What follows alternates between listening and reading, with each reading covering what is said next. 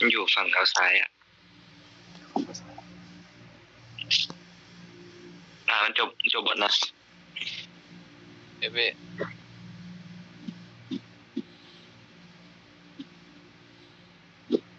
ตีปูอยู่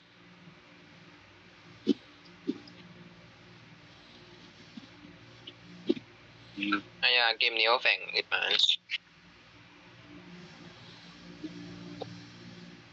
ออกได้จบบนใช่ปะจบบนจบ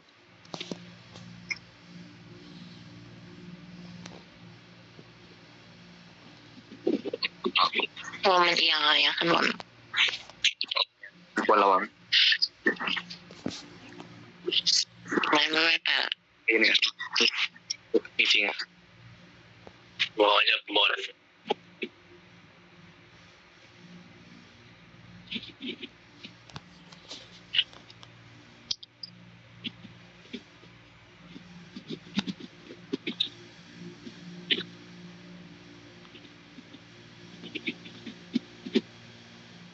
มันยังไม่พอนะ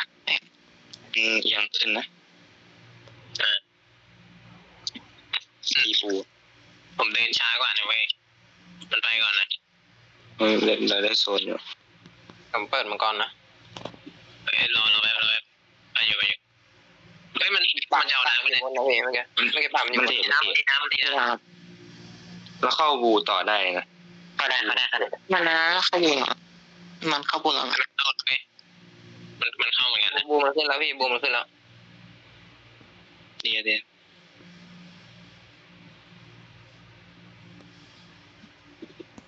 มีฝั่ง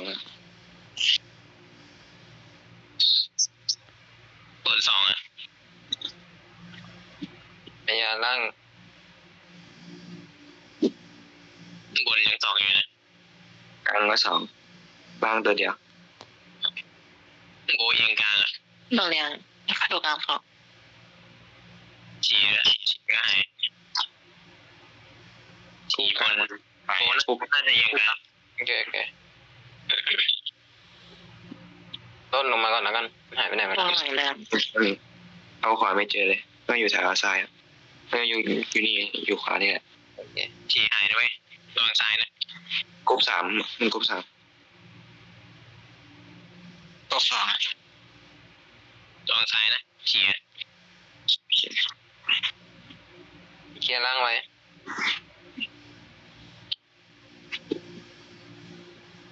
พยาอยู่ล่างนะพี่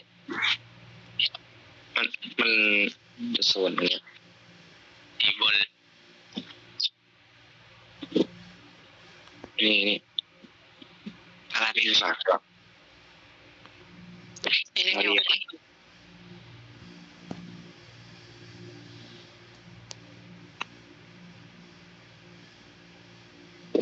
เราเดินไปตรงบัวถ้าดูอย่างผ่านแล้วนะตายไปเนี่ยโอ้นี่มันอะไรทิ้งกันปีมั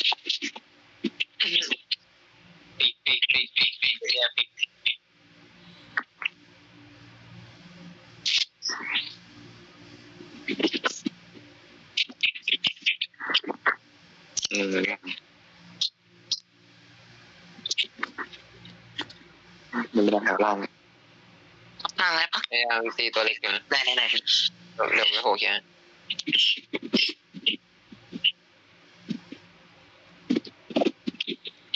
โบอยู่ล่างเลยนะพี่ล่าง2 ตัว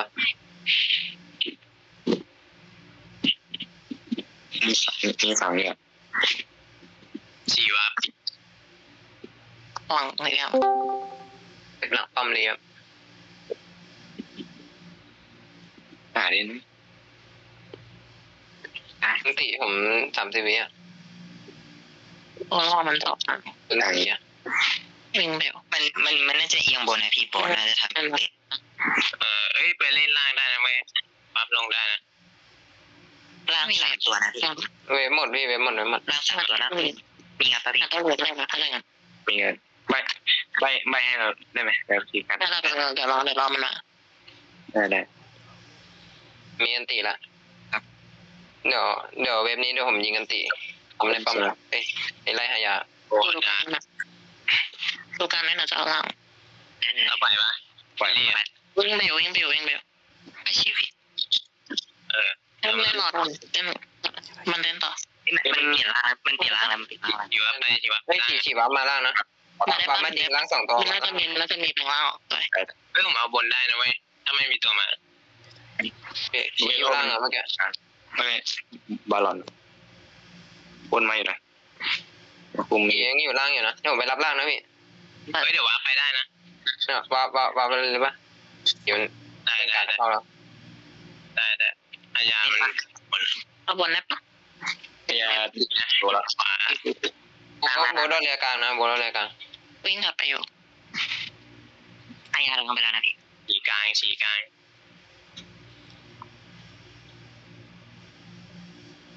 ไม่มีฝั่งวะกลางนี้จัดเลยมีล้างนะมีล้าง แล้วผมมันตีเคลียร์กลางนะทำล่างเลย ไอ้ตัวเชื่อเลยมันงัดได้ปะ โอ้ครึ่งหลอดนะพี่มาอยู่นะ มีฝั่งนะ คลิปเราเลยคลิปเราเลย ฟรีนะเว้ย คลิปของเราคลิปของ ไล เรา ท์2ทีนะฉีฟิก ต้อง ฉี การ ฟิก ใจว่ามัน กลางปะ ได้คลิป กลางน่าจะได้นะพี่มันเจ็บอ่ะ ไม่มีล้าง ได้ ฝั่ง อีกแป๊บจะมีบ้างได้เดี๋ยวไป ได้แล้ว ได้ ฝั่งสอง ต้นนะสวยพี่ผมดูอยู่ได้ ตัวต่อย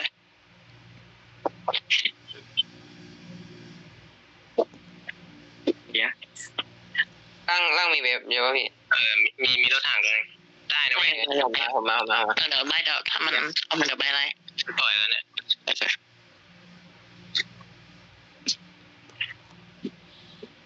มีฮานูละ ปีมันน่าจะใกล้มีฟิกแล้วตรงไฟเป็นอาทีมันมีฟิกแล้ว เฮ้ยพี่บูมันขึ้นมา ไปดูได้นะ จะแทงไงเห็นเลย มีฟิกมีฟิกไม่ฝั่งอะ เคลียร์ล่างนะเว้ย กลางเว็บเข้าอะ ต้องนะเฮ้ย4 ตัวนะตรงเนี้ยยังไม่ผัก ร่างปะเว็บแล้ว ของอัพเดตนะเดี๋ยวผมตีมังกรให้มาดิเดี๋ยวช่วยตีให้ดิ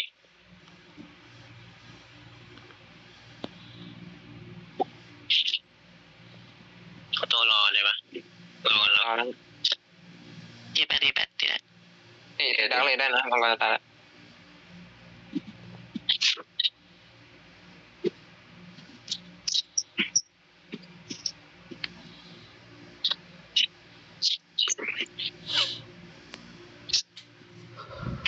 อย่าไปเล่นบนเลยพี่มันเหลือป้อมนอกอยู่อะ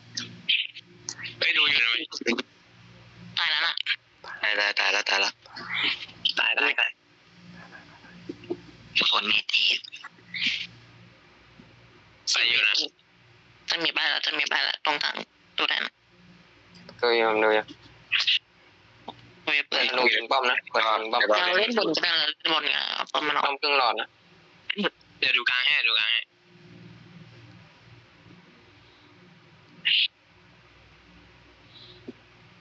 ไม่มีฝั่งอะ เล่นบอกนะใบ มีฟิก อะไรอ่ะ ถ้าดูดี พยาเจ็บ ไม่ มาก ได้ไม่ได้ กันได้นะ มันยิงป้อมอยู่นะโฟกัสป้อมอยู่นะ มีล้างอยู่ ผมโดนฉีกครับ ตั้งฉีด กลางเข้า มีฟิกนะ เล่นร่างก่อนปะ ลองเล่นล่างก็ได้นะล่างมา ดูหายไปนะ ตาย ปล่อย โค้งสอง ไม่งั้นหมดเลยเล่นจบแล้วโอ้